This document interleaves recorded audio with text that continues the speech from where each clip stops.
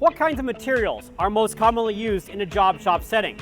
And what shapes do they come in before we slice them up and turn them into useful products? That's the topic for this video. The common materials and shapes you'll most likely see as you're working in a machine shop.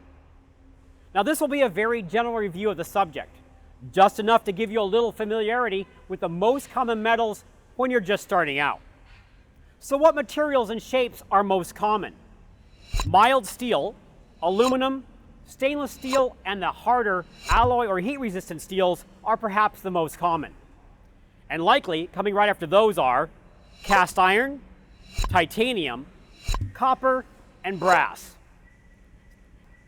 CNC machines are also used to machine a wide array of plastics, foams, fiberglass, carbon fiber, and even wood. But here, we'll just concentrate on the most common materials since those are the bread and butter of CNC machining. Of the four most common metals, mild steel is by far the most common material you'll run across in the average machine shop. Mild steel is the softest or least hard of all the steels. There are hundreds, if not thousands, of slightly different flavors out there, but most of them are relatively easy to machine, and mild steel is used to make innumerable products in just about every sector in the marketplace. The next most common material would probably have to be aluminum. Super lightweight and not prone to rusting like most steels are, aluminum is easy to cut quickly if you have the right tools and is also used in an endless list of applications. Many shops that specialize in aerospace or similar industries end up doing much of their machining work in aluminum. Next up, we have the alloy steels, as they're often called. Alloy steel, hard steel, high temperature steel, tool steel are all names for a massive family of stronger, tougher, harder, more capable steels. From hammerheads to razor blades, from high strength engine parts to injection molds, to the cutting tools used to make them, high strength steels are used everywhere. Because they're tougher and harder, these steels are often far more difficult to machine as well. The last of our most common metals is stainless steel. Most everyone sits down at the kitchen table and grabs hold of stainless steel silverware to eat their meals. It's the perfect material in this environment because stainless steel doesn't rust and always stays shiny. But stainless steel is also used widely in industrial, commercial, and medical applications where resistance to rust and biocompatibility are important. Most stainless steels are also quite tough and wear resistant. The downside of this is it also makes these metals substantially more difficult to machine. Now, all of these metals have different properties and require different cutting tools and cutting strategies to machine them most effectively. Countless pages of engineering research and testing have been devoted to specifying what tools and cutting parameters work best for which materials. So we've got a snapshot of our most common materials. Now, most of these are available in a variety of preformed shapes that give us the starting point for the parts we'll be machining. These metals are manufactured in some or all of the following common forms: sheets, plates, square bar stock, rectangular bar stock, round bar stock, and tubular stock. Sheet stock often comes in 4 foot by 8 foot or larger sheets. The sheet thickness can be thinner than a 1/16 of an inch up to a little less than a 1/4 of an inch. Sheet stock is much more commonly used in sheet metal bending, welding, and fabrication than being machined inside a CNC machine. However, later down the line though, those parts made from sheet metal and those being CNC machined will often come together to make a complex and useful end product. Now, when a sheet of material gets thicker than about a 1/4 of an inch, we start calling it plate. Plate goes from about a 1/4 of an inch thick to more than 1 inch thick in some instances. But past 1 inch, we're usually entering the realm of the construction industry. We'll look at how plate is cut into usable pieces in a minute, and it's rare that a full size of plate is machined full size on a CNC mill. When it comes to sheet and plate stock made from mild steel, you will hear the terms hot rolled and cold rolled often used. Hot rolled steel has the simplest process and is rolled to shape and size at the steel mill at temperatures over 1700 degrees Fahrenheit. It's easy to form at this stage but when it cools, there can be some shrinkage and less control over the accurate sizing of the finished product. It's usually pretty easy to tell when you're working with hot rolled material, since it generally has kind of a crusty, not so smooth scale on the metal surface. Cold rolled steel, on the other hand, is basically hot rolled steel that is further processed at lower temperatures. These can include annealing and tempering processes, which make the steel composition more uniform and the dimensional sizing more accurate. Cold rolled steel, unlike hot rolled, will typically have a much smoother surface and a darker, more uniform gray color. The bar stock we'll look at in a minute can also be hot or cold finished. This is the equivalent of the hot and cold rolled finishes on sheet stock. As with the cold rolled sheet, cold finished bar stock will typically have better surface finish, tolerances, concentricity, and straightness. Square and rectangular bar stock obviously refers to lengths of metal bar that are either square or rectangular shaped on end, that stretch out to lengths of 8, 10, or 12 feet typically. Square bar stock comes in 1x1, 2x2, 3x3, 4x4 sizes and so on. Rectangular bar stock comes in sizes like 1x2, 1x3, 2x3, 2x4, 3x4, and so forth.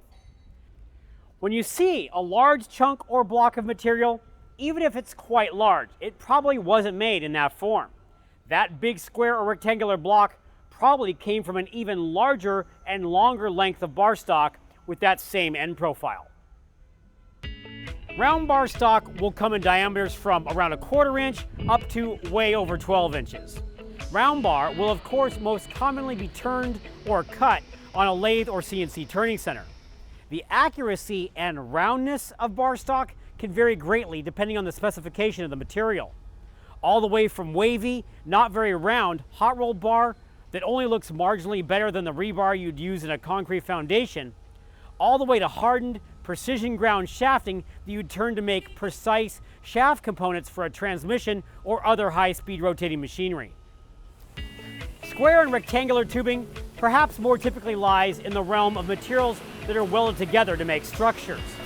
However, these tubes often need to be machined first to accept bolted connections and other reliefs, holes, or notches that would be difficult to add after the weldment was complete. So, most shops will end up machining on various types of tubing before too long. Now, the most common way all of these various materials are used is they get cut up into pieces that match the basic outside dimensions of the finished part as closely as possible.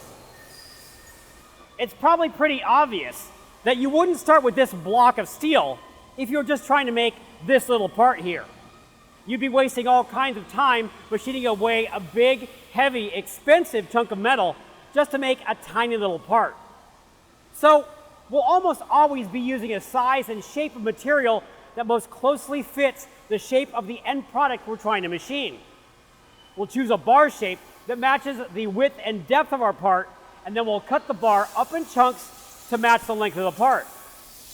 There are lots of different ways to cut up raw material into shapes that are ready to use. Sheet stock is most commonly cut into many small parts using a CNC punch press, laser cutter, plasma cutter, or water jet cutter. Plate steel might be cut with an old school oxyacetylene torch, and just like with sheet stock, laser, plasma, and water jet cutters also come into play here. All of the different kinds and sizes of bar stock and tubing are most often cut to length on various types of saws. Band saws and large circular saws are probably the most common when it comes to the typical machine shop. In many smaller shops, these will be controlled manually. But moving to larger, high production shops, the saws often have computer control and can run automatically. So, hopefully, now you've got a general understanding of the 4 most common metals you'll see and the basics of how they are cut to size before machining commences. Identifying material can be confusing.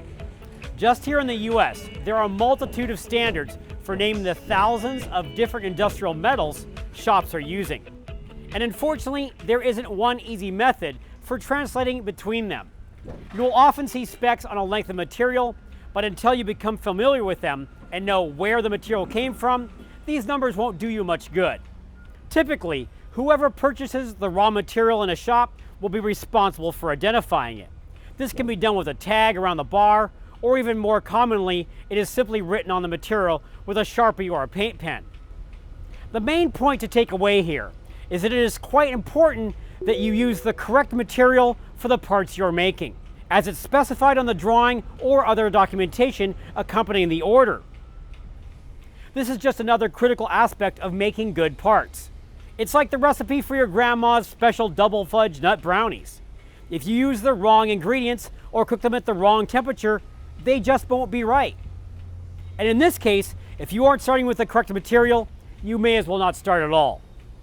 For now, this will be another element of the part setup that the supervisor or senior machinist will ensure is correct. But as you begin to learn the common materials used for particular parts and products, you should always have it in the back of your mind to check that the material you're using is what's specified on the print. Now, let's delve back into some of the characteristics of our 4 common material types and some basics to remember when you're working with them. We'll start again with mild steel. This is the most common material you'll find being machined in shops all over the world. Mild steels are typically on the soft side of the spectrum and quite easy to machine with a wide range of cutting tools. Although they are on the soft side, many mild steels have what might be called a gummy composition when they're being milled and drilled. This can leave a surface that isn't very smooth after machining. Therefore, certain mild steels will mostly be used when making welded structures, whereas other mild steels will be specified when there is lots of machining that needs to be done. In addition to being easy to machine, mild steels are also generally easy to weld, easy to bend and form, and not super strong compared to most alloy steels. Both mild and alloy steels are magnetic, which is an easy way to decide if the metal you're holding is part of this family. If it is, a magnet will grab right onto the metal. Stainless steel isn't usually magnetic, and aluminum is never magnetic. All mild steels will rust quite easily, so once they have been machined, it is usually best to spray the parts with some sort of rust preventative that will keep them nice and shiny until they are painted or otherwise finished. The second most commonly machined material in most machine shops will probably be aluminum. Expensive and rare only 100 years ago, it's only during the past 80 years or so that the production of aluminum alloys has increased rapidly to the point where today it is a common material used in everything from cell phone cases to automobiles through to space vehicles leaving Earth's atmosphere. Perhaps aluminum's greatest claim to fame is that it weighs only about 35% as much as the same thing made of steel. So for instance, this aluminum carousel casting that we use in our side mount tool changers weighs 23 pounds. If we made this same exact part, but out of steel, this part would weigh 66 pounds. The tool changer servo motor has to rotate this casting every time the machine changes tools. So we make it out of aluminum so it rotates faster and is easier to control. Another great thing about aluminum is that in most applications, you don't need to worry about it rusting. The most common alloys of aluminum you'll likely come across are the 2000, 6000, and 7000 series metals. 6061 is perhaps the most ubiquitous of all the aluminum alloys and is found in nearly every shop. Light, strong, easy to machine, easy to weld, and readily available. Endless numbers of products are made from 6061. All these aluminum alloys are among the easiest cutting metals in machining, and spindle speeds and feed rates can often be 2 to 3 times faster than even the softer steels. But once again, aluminum has its peculiarities.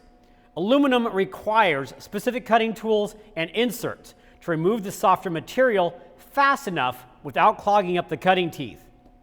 Because along with being soft, it also has the gummiest nature of these 4 common metals.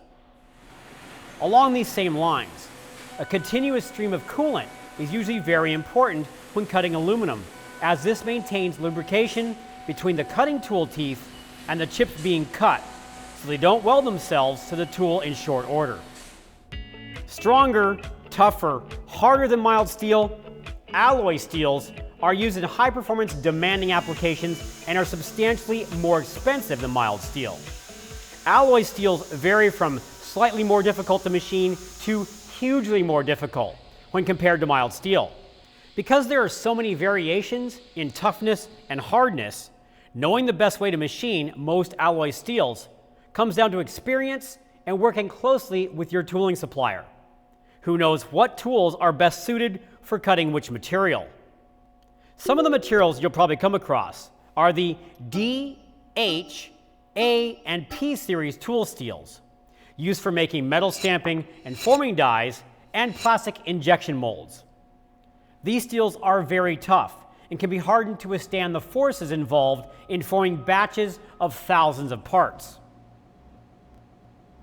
Another common alloy is the 4000 series of so-called chromoly steels that add chromium, nickel, and higher levels of carbon to the iron to make high-performance steels that are used in a wide range of automotive and other demanding applications, where high strength and toughness are paramount. Alloy steels also form the base material for the endless list of high-speed steel drills and end mills that we use to actually make parts on CNC machines. When it comes to cutting alloy steels, high-end carbide tools and inserts are the name of the game when you're cutting these difficult-to-machine metals. Tough and non-rusting, and used throughout the medical and dental industries for its ability to be implanted in the human body with no ill effects, stainless steel has many great benefits, but one of them is not ease of machining. Most grades of stainless are difficult to machine and require slower speeds and feeds and different types of tools. You don't want to use high-speed steel tooling here. Stainless steel's toughness will render these tools worthless in a matter of minutes. High-grade carbide and special coatings are the best way to proceed. And even with the right tools in place, the ML that was cutting at 4,250 RPM and 42 inches per minute on a mild steel part will probably only be going 2,350 RPM and 13 inches per minute here on the stainless. Basically 3 times slower. Machining stainless steel is typically slow, methodical work, and there is a lot more to learn about machining stainless productively, but that's a subject for another time. Now, in an earlier chapter, we looked at some of the common types of mill cutting tools. So we'll just mention a couple basic concepts here. The cutting tools you're using are defined by the material being machined. In other words, if you're machining parts out of 1018 steel on Monday, and on Tuesday you have a job in aluminum, most, if not all, your tools will need to be different. There are some exceptions to this. Some drills can be used for both mild steel and aluminum, for example. But just understand that every material has its own unique characteristics and as a result needs its own kind of cutting tool. Another generalization that we can make: the better the cutting tool's base material and coatings, the faster it can cut and the longer it will live. Mild steel and aluminum both can be machined effectively with either low or high-end cutting tools. Going from high-speed steel to a coated carbide tool will simply increase how fast you can cut and how long the tool will last. However, when you get to the alloy and stainless steels, this is when you'll need to use the more expensive high-performance tooling and also more carefully select your cutting parameters to achieve good results. So we've covered lots of information really quickly in this one. We talked about the 4 most common materials you're likely to see in a machine shop: mild steel, aluminum, alloy steel, and stainless steel. We looked at the variety of forms these metals are available in and how we typically cut them up into the sizes that we can use when it's time to start machining. Then we took another look at some specifics for each of our 4 common metals, as well as a quick note on matching your cutting tools to the material being machined. We've included much of this information here simply to give you a little background and understanding of the metals you'll be using on a daily basis as an operator and a machinist. There is always more to learn, especially when it comes to the complex world of materials in manufacturing. But hopefully this will give you a few of the fundamentals that might otherwise take many long months to absorb during on-the-job training. Thanks for watching, and we'll see you in the next chapter.